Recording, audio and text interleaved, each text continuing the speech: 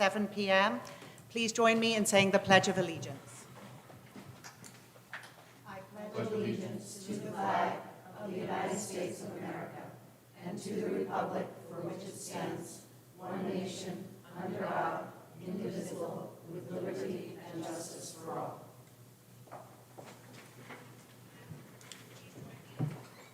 Thank you. Has anybody signed up for public comment? Okay, perfect. We'll move on to the consent agenda. All items under the consent agenda are considered to be routine by the school committee and will be enacted by one motion. Is there anything anyone would like to pull from the consent agenda? Seeing none, can I have a motion to accept the consent agenda? So moved. Second. All in favor? Aye. Anyone opposed? No, I have one question, though. Sure. The homeschool numbers, is it every year they have to reapply? Is that correct? That's why Yes. it's 32. Yep, these are our families that are every year on time. Okay. They always, so this is our biggest chunk. Thank you, and welcome back, everybody. I hope everybody had a chance this summer for a little rest and relaxation, and everyone is re-energized to get back to all of the work that we have ahead of us. The next item on our agenda is the presentation from our friends at PMA and Perkins Eastman.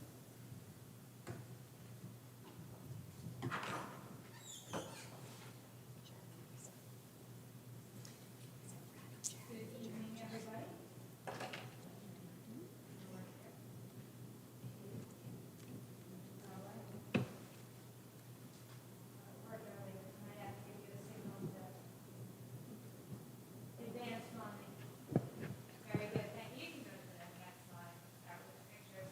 So I just want to give everybody an update on what we've been working on over the past couple of months. I thought I'd start off with some updates on the improvement projects at the elementary school and the middle school. So what you see up here is the continuum middle school, where we worked with our traffic engineer and our landscape architects to see if we could come up with a safer and a nicer design for the drop-off pickup of the buses as well as the parents. Does the light work from here? Oh, there we go. Maybe not. So, hold on. There we go. I guess it's working now. You might not have, actually, do you mind if I go over there? Will my mic not work? Does that work so I can point? Okay. The problem is that you won't be heard on the Okay, live stream. okay. We don't have a hand mic, do we? So no worries. Sorry, I'll, Lisa. I'll do my best. I'll try to describe it the best I can. So on the image to the left is the AM drop-off time, where the buses would enter the site at the top, drop off at the canopy. We have some islands and some bioretention area that we'd like to design inside of that large parking area to address water and give it a little nicer look, plant some trees. The faculty would park within that protected zone. And then the parents would enter through the lower part of the site and have their own separate drop-off so that they're not really interacting with the buses as they're coming in and out. The buses kind of would take precedence so they can get back on the road to go start their pickup for the elementary school. This could be the same option in the PM, but we thought it might be nicer in the PM to be able to give an area where you could queue the buses over on the far side of the site. The students could walk down a raised sidewalk, which we've also provided a raised pathway that takes the students from the school all the way down to the playing fields, and then the parents can queue from the lower part of the site, pick up students on at the main entrance of the canopy, and then leave the site. I think this design here, all the buses would leave at once, so somebody could hold off the parent traffic until all the buses leave, and then the parents can flow out of the campus from there. So a work in progress as we're meeting with the principals. They're going to try something a little similar this school year to see how it works, and we'll continue to kind of develop this down, but we do have this in the budget so that we can continue to evolve this and make this part of the site improvement package. Over at Hugh Cole, we looked at bringing the buses in right at the top of the site, they would drop off the students on the back side of the addition to the Hugh Cole building. And then they would enter through the back side of the site. We'll have gates to the back portion where there is a paved play area right now. We want to really develop that play area, add a little bit of green space, some trees, repave that area, repaint some things in the ground. We could either have the buses go straight through, or we could loop them around. It's our understanding right now that it's not, the students aren't using that play space in the AM or the PM when the buses are there, so we could probably keep that separated with the gates. And then by doing this, we created a larger queuing area for the parent pickup and drop off, as they would come down all the way down to the lower loop, and they would drop off on the opposite side of the new addition to Hugh Cole, so they're all kind of meeting in a central spot, and then they would leave to the lower portion of that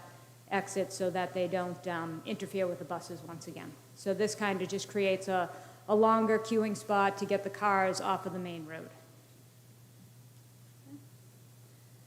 Just a quick update on the grade reconfiguration and how we, as we started to get the 5th grade over into the middle school and close Gutierrez, how we would start to design the other schools to accommodate some new class space to accommodate the different grades.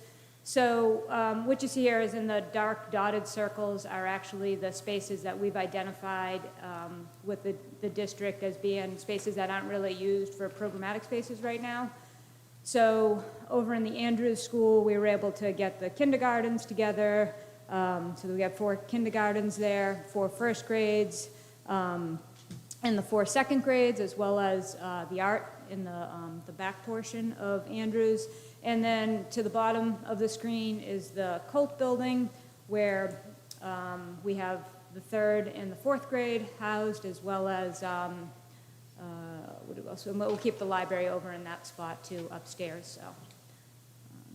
So that's that one.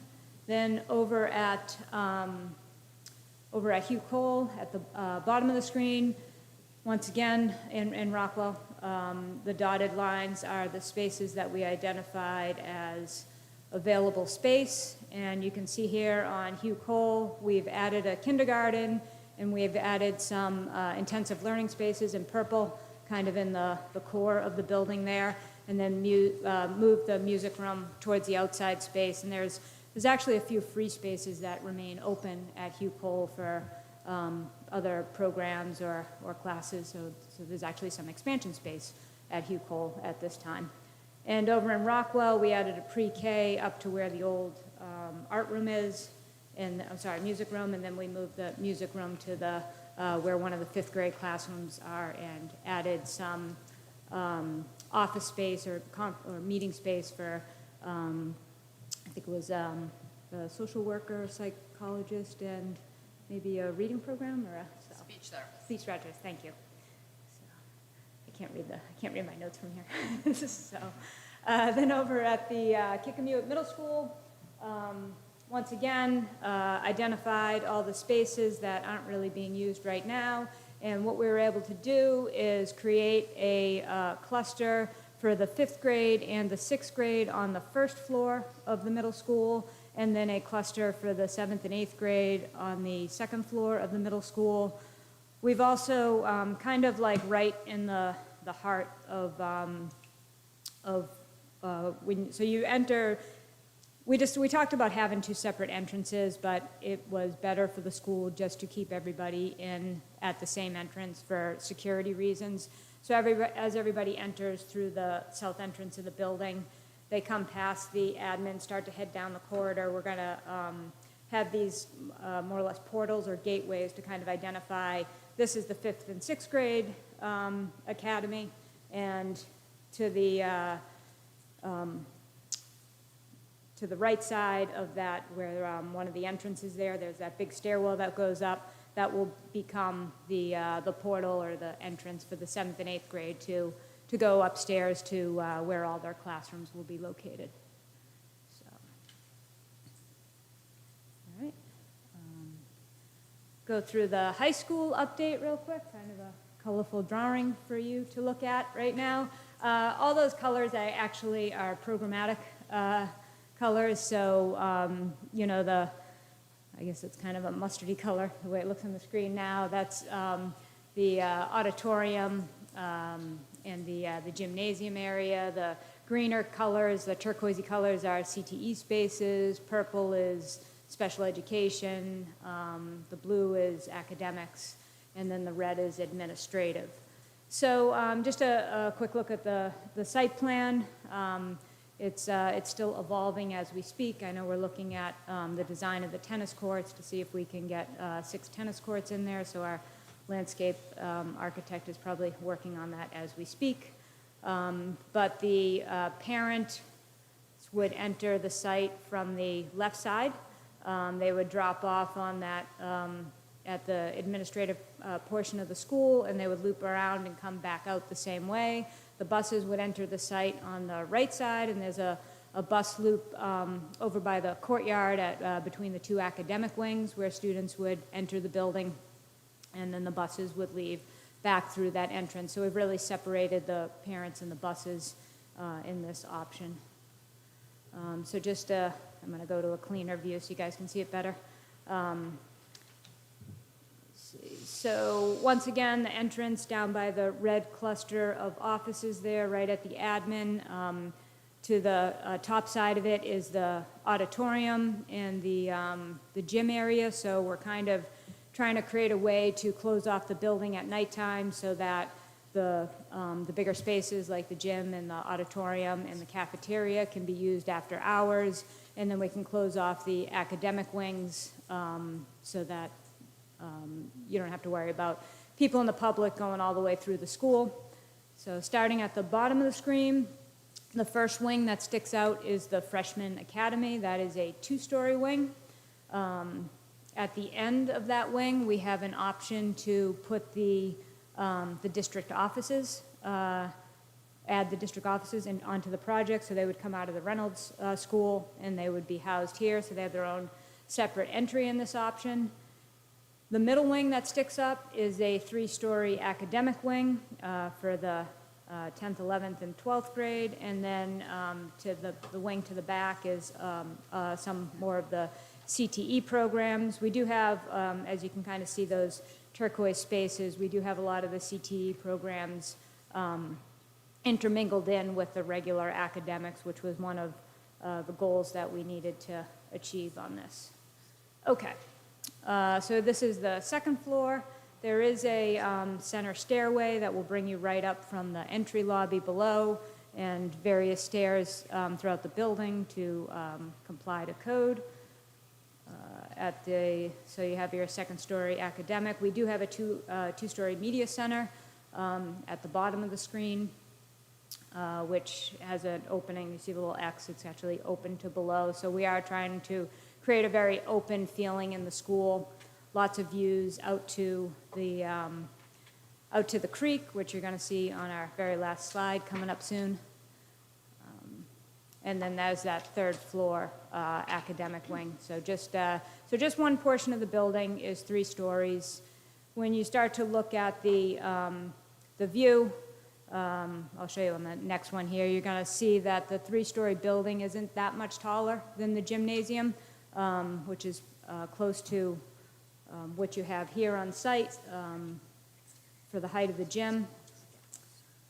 So this view here is the entry view looking from Chestnut Street, into the main entrance of the building. And the next view here is looking from the field sides to the back, where you see the gym in the 3-story building beyond, and just an early rendering of what it could start to look like. There's no materials really designed into the architecture right now. It's just kind of monolithic in its color right now, but probably the next rendition, as we start to add more details, will start to add some stone and brick and some texture to the building, so you can start to see what it will really start to look like. So, and this is the creek kind of brought back to its natural state with you know, natural water plants and things like that around it, which is our goal for the project. So, questions? Yes. Thank you very much for that.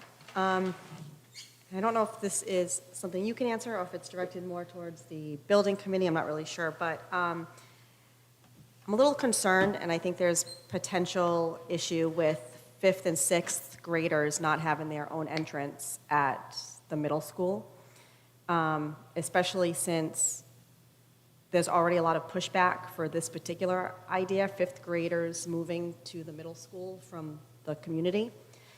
And the fact that fifth graders, and sixth, but I think the issue right now with the community is fifth grade moving to the middle school. Fifth graders and sixth mingling with seventh and eighth, and even though it's a short period of time, they still go in together and have to walk until, you know, seventh and eighth goes either up the stairs or however they split up. You said one of the reasons was security, and I do understand that. One perspective, you just want to watch one entrance in and out. But at the same time, we're adding a full grade to the middle school, and I know when there were those vision sessions that, you know, we all attended and Anna spoke at, one of the biggest concerns at pretty much all of them, there were 3, I believe, was the fifth graders going to Kikamuit, and everyone was like, well, maybe it wouldn't be that bad as long as they're it's totally separate. So I don't understand why they can't be a second entrance for fifth and sixth grade and still have security measures at that entrance as well. Right, so that was not a Perkins Eastman decision. Okay, They are no. prepared to have 2 entrances. It was a lot of pushback actually from the admin at the middle school. They felt really strongly that it needed to be 1 entrance and that they were confident that that's the space where they would all be in, and they would be directing, as Lisa mentioned, 5th and 6th grade to their wing and 7th and 8th grade up the stairs. Since the students will be riding the same buses, it made more sense to them to have the bus pull up, kids are coming off, 5th through 8th grade, and then coming into the building where the admin is at the entrance, and then the admin guiding 5th and 6th grade this way and 7th. So that's something we can certainly take back to the middle school team, but no, the folks at Perkins Eastman had designed a way that we would have 2 entrances and do the separate drop-offs. But a lot of the conversation from the middle school really resonated with the idea, well, what are we going to do? Stop the bus in one spot and only let off 5th and 6th grade and then have to move the bus to a whole other entrance to let off? There was a lot of things that were logistically, what they were saying made more sense. And so that's why we said we would create a distinction between where they would enter into their parts of the building versus separate entrances. But we can certainly, that's something we can certainly take back to the middle school team to talk about. And I'm But only saying that, It yeah. came more from The the team. folks who lead the school and Okay. just thinking that they would be better available to separate the kids and do that themselves versus separate entrances, where they would have to split themselves up to supervise students. Okay, thank you. We also have a security workshop on Wednesday, so we can even talk a little bit about, Yeah. you know, what ways we could potentially do that, whether it be outside of the building or maybe a little closer to the entrance inside the building, you know, how we can try to separate that. But yeah, definitely something we can continue to look at and evolve. Yeah, oh, and I only mention this because, as you know, Anna, this was the hot topic at these vision sessions, because fifth grade is still very young in comparison to seventh and eighth. I skipped sixth because, in retrospect, I feel like sixth is more towards fifth grade. But anyway, that was one of just the big concerns. Thank you very much. Thanks, Jess. Anybody else from the school committee? I have one Yes, question. madam. Marge, go ahead. Yeah, I knew that this was coming down the pike. And I agree with Anna that they're all going to be on the bus together. They're all going to be at the bus stop together. So I'm not sure what you're worried about in terms of security coming in. But what I am concerned about is this is a major change in the way we do education in this district. And this is the first time, thanks to your drawings, that we've actually had a very public discussion about the possibility of moving the fifth grade into Kikamuit. And I think that we should be having those conversations as a school committee, at school committee meetings, that people can make, because they're expected, school committee meetings are expected to be at this time, so that we can hear all of the things, all of the reasons why you want to do it.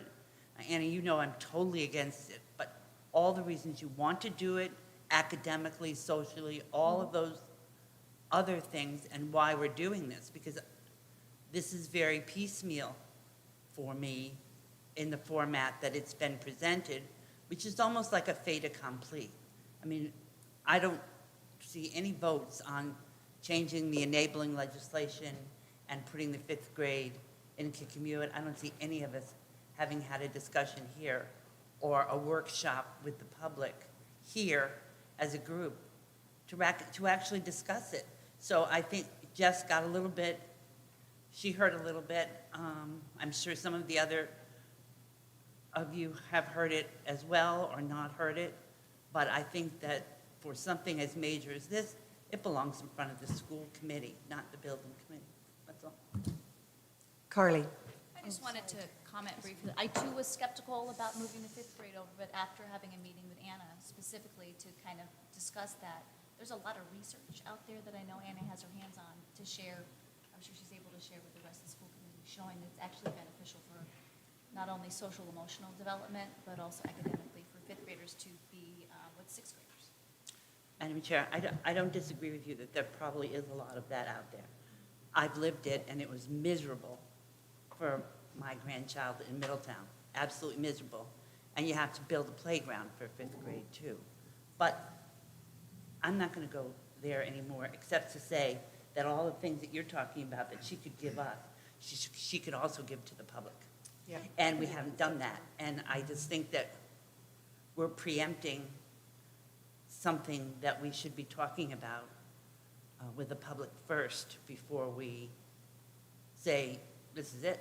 Yeah, for sure, and we can add something to our September agenda that is on this specifically, but it has been discussed publicly at all 3 visioning sessions and at all of the PTOs before they broke up in June, just to be I clear. recognize that, but this is the school committee. This is the public body, and it has not been discussed here. Yeah, absolutely, we'll do that in September. Thank you. Tara, I'm sorry. So just to also make sure we understand, I understand, and I've been going to the building committee. Gutierrez, we are not doing any renovations, or are we doing renovations? Because I know that we have, if we put it in there, if we don't put it in there, we can't touch the building. But if we put it in there, but then we're going to close the building to move the 5th grades to the middle school and then the other levels to Rockwell and Colt Andrews.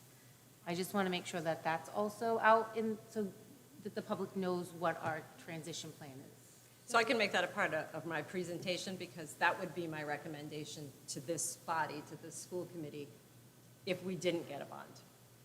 Our enrollment is declining. We are better able to service students through the closure of Gutierrez and moving them into Colt Andrews. And the middle school is at less than 60% capacity. We have too much space there, and again, I'll present this for you in September. There are lots of good academic and social emotional reasons for putting 5th and 6th grade together. So I would say to you, that would be my recommendation for a few reasons. One is the level of work that's required at Gutierrez. 2, we're working really hard to move our high school out of the flood zone. Gutierrez would be the only school left that's in the flood zone and sustains quite a bit of damage every time it rains. So that would be my recommendation regardless. So I don't think we should build it into the project. At this point, I don't think it's a building that we should invest more money into when we can sustain that enrollment in our other buildings.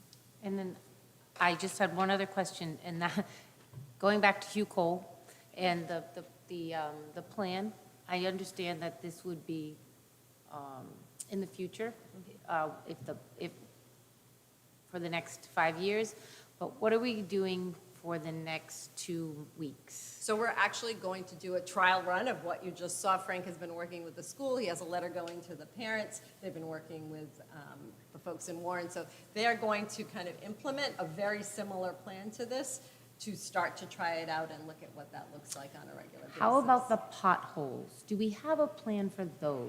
We do. Go ahead, Frank. Go ahead. Yeah, so actually, recently I came upon a product that I had tested out and demoed out on the site. That is a pretty fantastic product. It's also very low cost. And rather than be, the biggest problem that we've had through the years is when we're applying asphalt in a cold patch process, and then we would, especially in the winter months and stuff, and we'd get, terrible rains or snow or something afterwards, and then basically everything that we just did just got washed away. Well, this new product actually can be applied in temperatures going as far as -8 degrees, and it can be thrown, it can actually be applied in the rain, in the water, and it's permanent 3 years minimum. Stuff is locally carried as long as I just have it ordered through a local supplier. And and to be honest with you, I have the ability to get some funds from my own budget to be able to take care of it. And So it's you- very quick for application, very quick. So before the start of school? Mm-hmm. Okay. That's what I'm looking at. Also, as part of our site improvement package, we are running costs to do the improvements on the terrace, just so you can see what the cost would be to make all the upgrades to that school. So you'll have that information as well in the phase 2 packet. Thank you, Tara. Thank you, Lisa. Anybody else have questions or comments? Adam? I have a question. Maybe it's a clarification, but I think it also builds off Ms. McBride's point. I guess I'm under the impression now that we're planning to move 5th grade to Kikemewett, right? We're planning the potential of closing a terrace, but we're talking about it at this point because we want to make sure we allocate the funds as a part of this bond. However, in order to make those two decisions, I was under the impression that at some point it will come back to the school committee and then it will be discussed and possibly voted. Is that the case? So that's how it will go. I have one more question, Madam Chairman, that doesn't have anything to do with, it's really sort of, but I have yet to see the referendum or what's going on the ballot. Do we get to get a copy of that? Sure. Please? I also have one more question for. That's due, yeah, I haven't seen it yet either. That's due on September 18th to the Board of Elections, so we'll see it before then. Thank you. Adam? Thank you, Lisa. Excuse me. One of the primary concerns we're hearing from the community right now, we're talking about a new high school and putting it on the new site, is the existing wetlands on the space. How does that going to basically affect the new building? Could you talk a little bit about some of the studies and analysis you've been doing on the current site, and talk a little bit about maybe how we're going to mitigate rainwater coming off the site, but also how about mitigating the existing wetlands as well? So, a few things we're doing. First of all, we'll have some, sorry, thank you. Got a little too comfortable on the podium. We are having 3 borings drilled up on the location where we're going to be placing the proposed new school, so that we'll have some data to share with everybody on what the conditions of the soil is in that location. We have our civil engineers, PAR, who have a stormwater design that meets all of the DEM regulations. They're going to, you have Silver Creek, which will be kind of somewhat of a bioretention area for stormwater to go, but we're going to be locating multiple little bioretention areas throughout the site because of the nature of the site and how things are very tight. Wrong way. We're going to identify lots of little opportunities, in between the parking areas, which they're white right now on the paper, but those spaces are all going to be designed to be bioretention, so it addresses stormwater right as it leaves the hard surface. We've also reduced the footprint of the school, which also helps with the impervious surfaces. And then the other question that you asked, stormwater, wetlands. So we are working with our wetlands consultants who we've met once with Rhode Island DEM. There's a whole process that we still need to go through with them as we develop the design and go through a permitting process. So everything has steps that it needs to go through to make sure that everything that we're doing on the site is going to meet the, the requirements for the 100-year storm or all the other regulations and stuff that we have to meet. So that is all part of the process. And we have very good civil engineers. They've worked on the high school site before, so they have a lot of background and knowledge of it. And we'll be using plants around the area that are native to the area. Some of the plants help filter stormwater. Some of them help control stormwater. So a lot of that is part of this project. We also had a set of drawings, I guess, that the town actually had done a few years ago to restore and clean Silver Creek. We sent that to our cost estimators to get a price on it to see if that can be part of this project as well. So we'll look at that as a potential ad alternate. Thank you. Thank you, Lisa. Tara? So, again, not so much a question as maybe you could just explain for public purposes your community outreach, the projects, the ways that you're going to be reaching out to the public in the next month, about financial impacts, about, I know the neighborhoods, communities coming into the building, so that people know what's coming up in the next month. Can I, not to Oh. interrupt you, or to undermine your question, but can we wait for Chad's piece of that? Oh, okay. Because that's the OPMs. I Okay. feel like that would be a better thing to cover. An important thing, but better covered by Chad. Does that make sense? Yeah, that's fine. We're a team on it, but, Oh, great. yeah, so anything that, the community needs, I mean. Chad looked too comfortable sitting in that chair. So I actually don't have any slides in this tonight if we're going to focus on design, but happy to answer that question. So the community outreach piece will absolutely continue. It'll actually ramp up a bit once we get the submission into the state on September 15th. That opens up a window where we're focused near 100% on the community outreach component. So expect community forums, tours of the public for this building, abutter meetings, things like that. It'll be a steady flow of events. Yep. Dates aren't set yet, but they are coming. Just to add to that, we'll be working on some renderings too, to kind of, graphically depict more information about the development of the design of the school. We can work on little flyers that we can, set up for you, so you can send them out to either electronically or by mailers. You can send it out to the community so that they're aware of the project, and whatever information that needs to be shared, we can work that into a brochure, put posters up, things like that. So QR codes to bring people to the website where they can get more information. But there's a lot of things that we can do to reach out to the public so they can be made more aware of the project and the upcoming vote. Thank you, Lisa. Anything else? Anybody from the public have a question for Lisa? Lisa, I should have introduced better. Lisa Pecora works for the architect engineering firm. So that's specifically Lisa's role. If anyone from the public has a question? No? Okay, thank you, Lisa. I do better if I can point at things. Thank you. Thank you both. Okay, moving on to discussion and/or action. Please, can I have a motion to approve policy CM, District Annual Report Policy, which was removed in April 2023 and needs to be reinstated with updated language, as recommended by the Policy Subcommittee for a first reading.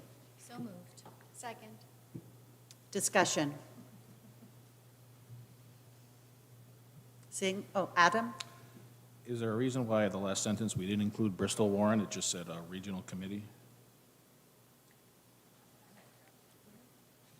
That comes from the law on the annual continuing report. You only have to report if you are a regional committee. Would it say Bristol Warren Regional School Committee or no? Well, that's the article, so it doesn't name us because it's for all regionals. So that's just from the article. So if you see Bristol Warren enabling legislation, so it's our legislation, that's why it doesn't say it. Thank you. Okay. Anything else? All in favor? Aye. Anyone opposed? Thank you. Item B, approve policy EBBC, AED policy revised as recommended by the policy subcommittee for a first reading. Can I have a motion? So moved. Second. Discussion. Can I just add, this was first reviewed by the Health and Wellness Committee and Yes. then recommended to Policy Subcommittee. And we did work closely with the school nurses, in particular, Ellen Estrella, to get everything right. I have a question, or in AEDs, we took out the direct location that they would be in, because I'm guessing just so that it gives it more flexibility on where they will be placed in the building. How about athletic events? I know that there's been lots of discussion about having them actually at the scorer's table at athletic events, so that they're readily available. Was that part of any of the discussion? Or the location, like, because if it's in the office and something happens in the gym, or if it's down at the field and there's not access to it? Yeah, I'm not sure, but there was no discussion of any portable ones that could go from athletic event to athletic event, which is probably something that would be good to look into. Or if PE goes down to the field Right. and they don't have access? It is, the reason that we did take the locations off was at Ellen Estrella's Right. recommendation, just because they were never, I guess, where the original policy Right. had them. And so we thought it would be a better solution to have very clearly posted locations at the front of the school, and then each building administration could figure out the best places for them to put their own AEDs. No, and I understand that. That was just, because that is a discussion that actually has been on a lot of boards about, having them actually at the athletic table, because we've had a lot of kids collapse at athletic, not us personally, but nationally. And then my other question was, it just says it's a question, who should be trained and how many staff members per building minimum, and it's a question mark, and it's in the policy. And so I didn't know if were those words that were going to be in the policy, and if so, I just wanted a clarification on what's the minimum number of people that we have trained, and why it's a question and not a statement. I think what happened is that needed to be removed after policy had discussed it after it. Sarah, I know that had come from you. Those were questions that were asked by the nurses that were part of your review, and I think they just neglected we didn't remove that sentence. Oh, sorry, that was just in the cleanup. Yep. Okay, so that should be removed? That Yeah, would be sorry there. about So that Sorry, makes was more part of the sense. Editing, it just Well, didn't that get makes more taken sense. out. I wasn't sure if it was just a Yep, kind of a nope, note, sorry. but it was in red, so I would say that we need to approve this with those changes then, Just check that out. Yep. or just, okay, then. This is the first reading, yeah. Yep. You can absolutely make those changes. And I think it's probably worth discussing having a portable one. I think that's a great idea. We would just have to make sure that everybody that had access to that was properly trained. And just FYI, our trainer does carry a portable AED. Oh, cool. And so the other thing that we're looking to add is a yellow cased one at the field. So like- there is one at the middle school that is in the field house. But access is not necessarily, not everybody has the keys to it. So that was kind of what, That's at the field house at KMS? KMS. Okay. So, I'll find out about that one.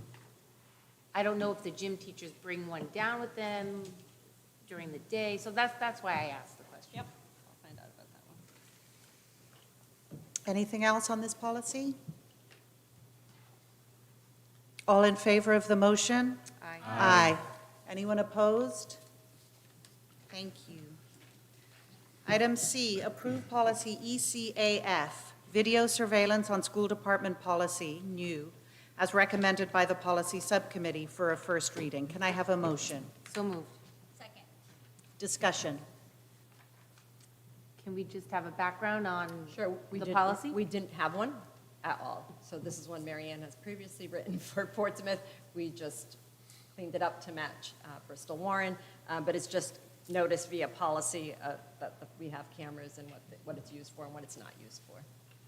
And the Bristol and Warren PD, they have reviewed it as well, or is that not something that needs to be done?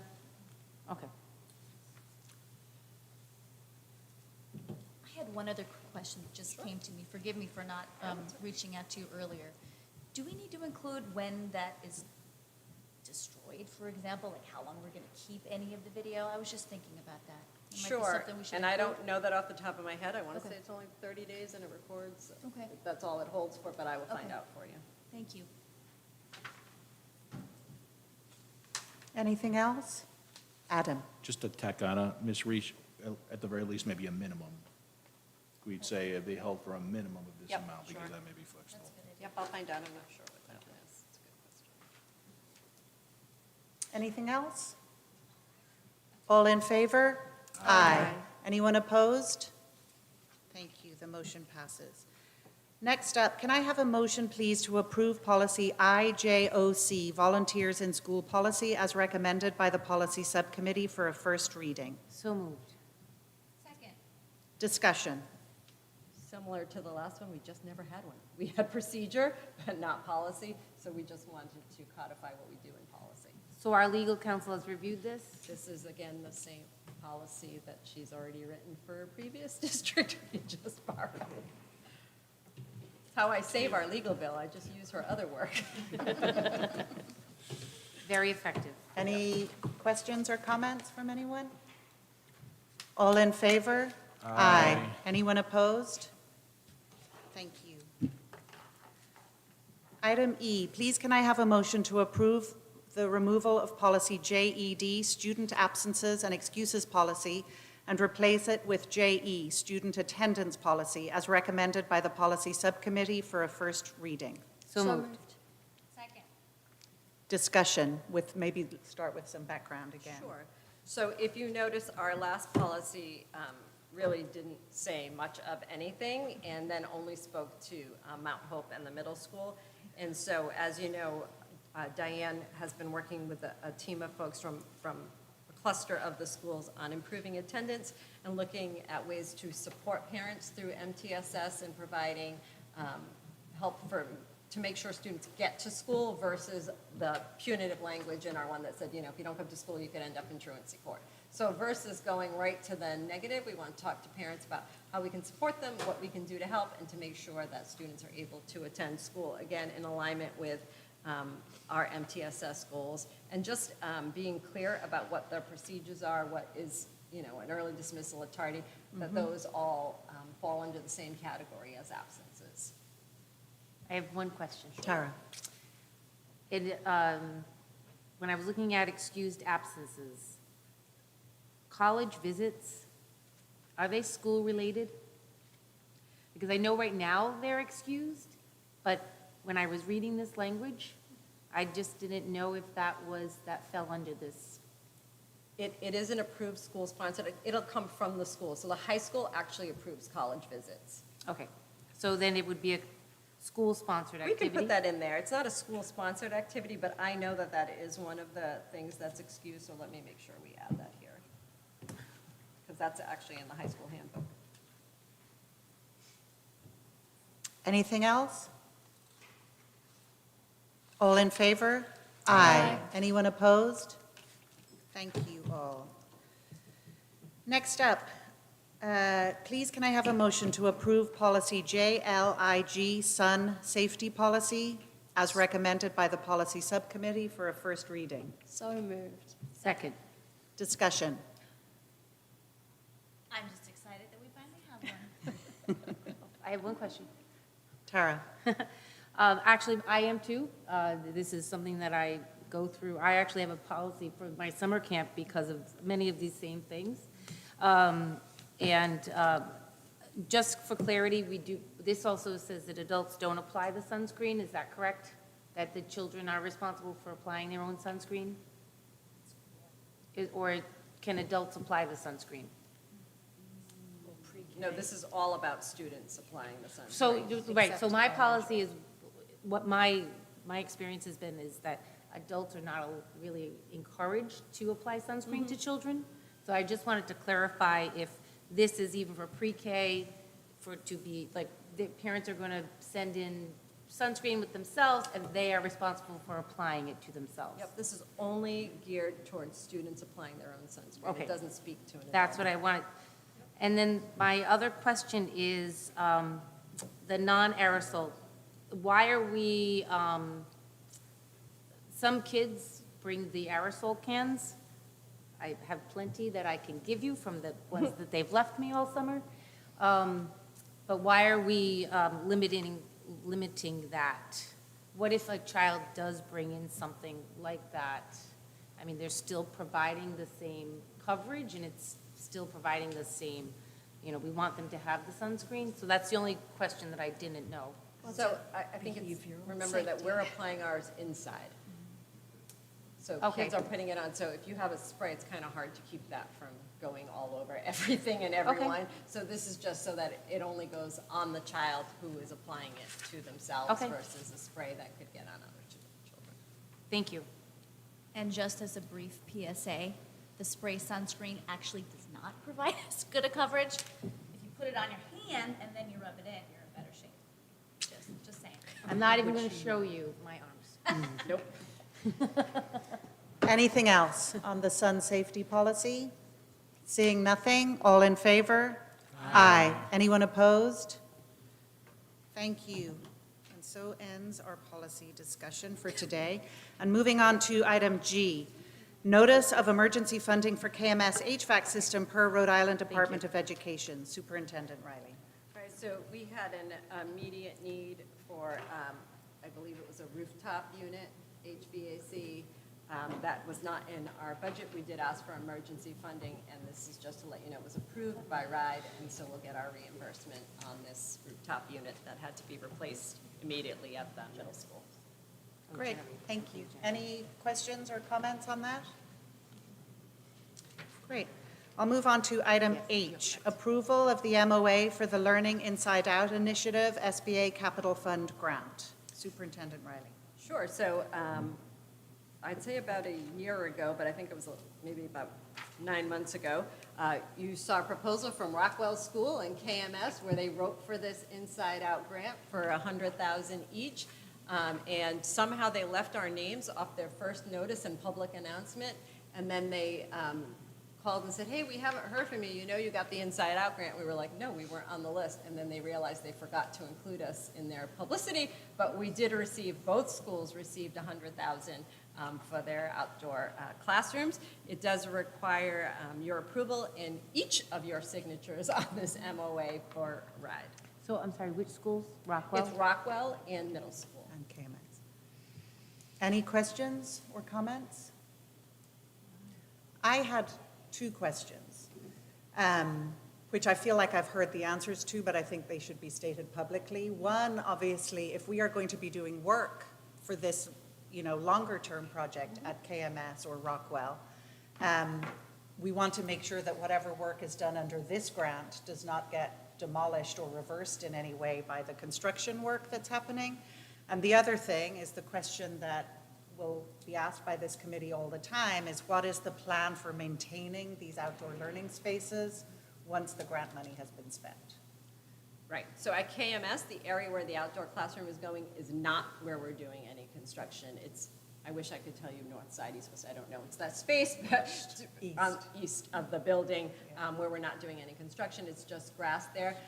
And I know 100,000 seems like a lot of money, but it actually won't, not going to be a whole magic garden outdoor classroom.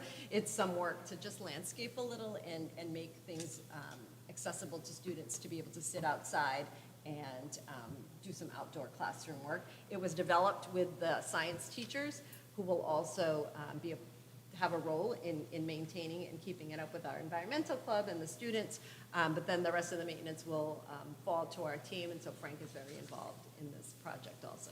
If you have any fancy plants that need special maintenance and cutting and trimming, this is, the goal of this, and I'll tell you, having done this at Melville School and then again at Hathaway School, Thrive Outside does a very nice job of helping us select outdoor shrubbery and plants that don't require a lot of maintenance and upkeep, and are things that are sustainable over the long term.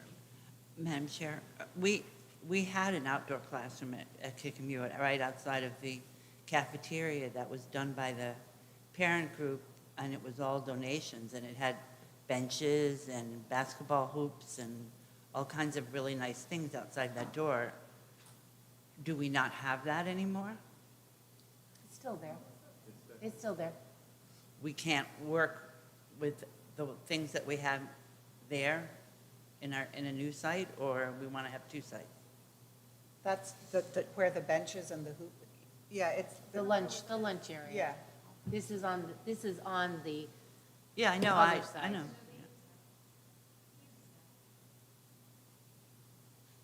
I'm just pointing out that we already have. Yeah, this will be on top of that. Any other questions or comments? Oh, and that was just KMS at Rockwell. We are working with Perkins Eastman and our landscape architect to use this money to do the first stage of the work we're going to do, and then it'll continue on. Because like I said, it seems like $100,000 is a lot of money until you actually start doing the work outside.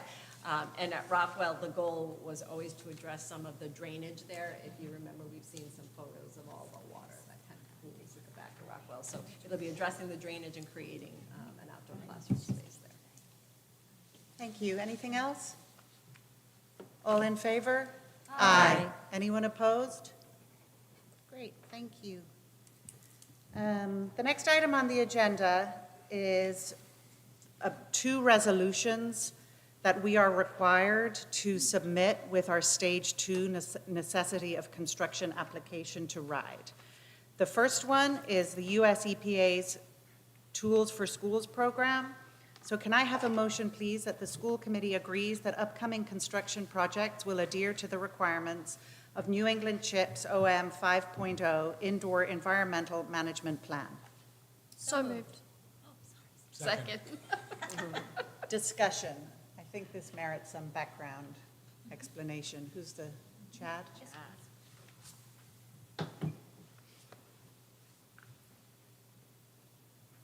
So, two pieces to the resolution, right? Two different resolutions. Yeah. The first one, Tools for Schools, is, as you said, it's an EPA program.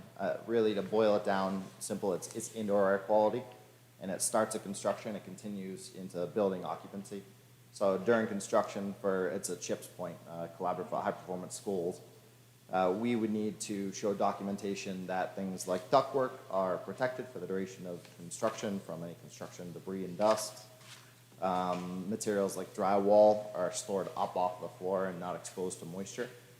So those photos during construction are one part of it, and then the next part of it is when the building is turned over.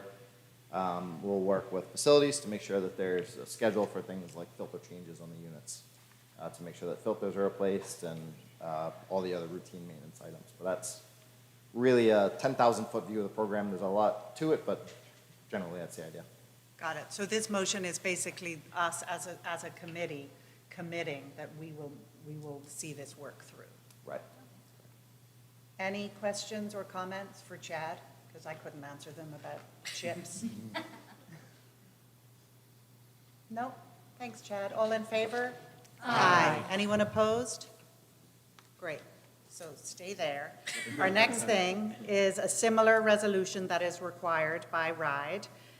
So can I have a motion? This is about the Rhode Island School as a Tool protocol. So I need a motion that this school committee agrees that the upcoming construction projects adhere to the requirements of the Rhode Island School as a Tool protocol. So moved. Second. Chad, some background, please. All right, so background on school as a tool. An example here would be things that are in the building. Like we don't have exposed ceilings in this room, but if you did have exposed ceilings, maybe the piping is a different color from the hydronic mechanical system piping, ductwork is a completely different color. We've actually had a few projects with Perkins where the mechanical space had glass windows looking into it, and everything in the mechanical room is labeled so the students can actually see, and then there's a nice graphic plaque that tells you what the different colors mean. So people look and they can see. I've seen another project in New Bedford where they actually had a cut through of the wall, so you could see the wall assembly in the inside, what the metal studs are, what the insulation is, things like that. So it's really taking the construction piece of your project and making it a teaching tool. As simple as that. That's great. So everything within the students' learning environment is a further opportunity for them to engage in learning. Exactly, yep. And especially with the CTE construction program, so lots of opportunities there to do some cool and creative. Thank you. Ways Any to- questions or comments from this committee? Okay, all in favor? Aye. Anyone opposed? Thank you, Chad. The final thing on the agenda is, can I please have a motion to accept the draft letter to the editor on the school construction projects to date? So moved. Second. So just a little background. We felt that it was time for us as a committee to sort of produce something that is very factual about the school construction project, something that's coming from us. We've been doing it face-to-face all summer at different events, and I know there has been some coverage in the paper, but we felt that it was time to sort of have something from us. And Adam put together this very good sort of high-level view of the project to date, and thank you, Sarah, for editing it for me. Any discussion about it? Any thoughts? Tara? I have one question. In the third paragraph, the plan, it says, after careful consideration, the school committee has decided to build a brand-new high school. So we actually never voted on that as a school committee. That was voted on at the building committee in June. But we, as a school committee, have not met since that date. So that's the only thing. So maybe if you said the building committee, but I don't think it should say the school committee, because we've never formally voted on building a new building. No, we did. Not the school You committee. weren't there. I was gonna say, we did do that. We brought the building committee here. Yep, That was, Yep, at that we did. meeting, no. yes. Oh, okay. We did. We had a meeting right after the building committee meeting for you to meet on it specifically. So let's Okay, do this. So We'll then I conf- apologize. No, it's I good must to, have missed the meeting. it's good to double check. What we'll do is we'll double check on that and make sure that that vote was made. If the vote was Okay, made, are yep. we happy to leave as is? Yeah, no, that's fine. If the vote Yeah, was I- not made, we'll change it to the school building committee. Is that fair? Is that fine with everybody? No. We'll do some background and make that adjustment, just for that one line? Okay. Marge? I don't want my name on that letter. Thank you. So it can't be from the school committee, It even can if be we from the vote on school it committee as if you use a everybody else's committee? name, but not my name. Well, usually when we take a vote as a committee, the action But is we taken haven't as a taken one committee. that I've seen, that I've been able to vote on. So, On the letter, we're about to. Oh, it was this. no, I don't want my name on that letter. Are there any changes you'd like to be made to it? No, I don't want the name on the letter. Okay. I mean, it'll be from the school committee. That's who the letter will be from. If we vote on it as a committee, that's who the letter will be from. Well, then I'm just making it public knowledge that I don't want my name on that letter. Okay, and you're not prepared to tell us what your concerns are about the letter? No, not anymore. I think I have already. Okay. Anything else? Seeing no more discussion, all in favor? Aye. Anyone opposed? Thank you, Marge, noted.